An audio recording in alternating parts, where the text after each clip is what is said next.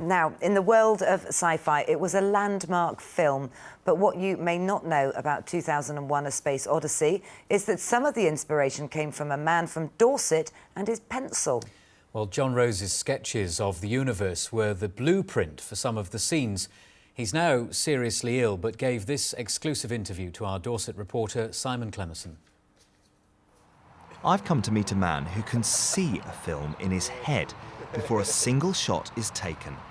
From his first big break in the 60s, John Rose has been drawing storyboards for directors to follow on set. His illustrations inspired some of the scenes in 2001: A Space Odyssey, a Kubrick gem. Stanley wanted some illustrations of what might look like in outer space. He wanted professional imaginations, in other words.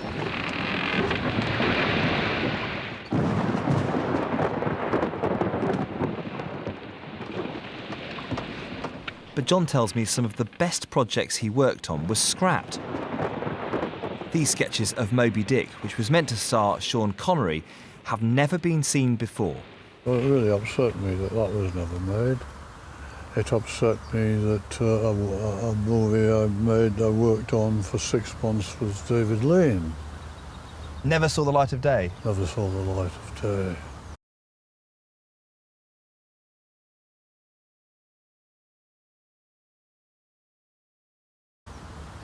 How much influence did you have in the drawings you did on the action? Did you have any influence? All the influence in the world. So the film that we see in the cinema really does begin and is in part controlled by the drawings that you do to begin with. That is the idea, yes. They give me a script and I do the storyboards, and they put the storyboards into action. In the late 90s, the work was moving abroad and John and his wife retired to Lyme Regis. I wondered whether he had any advice for today's budding young artists. Well, in the first place, there are very, very few people who are prepared to work at it. You've got to work like hell to learn to draw. Almost virtually nobody can draw these days.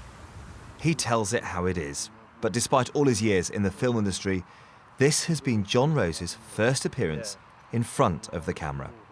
Simon Clemerson, BBC Spotlight, Dorchester.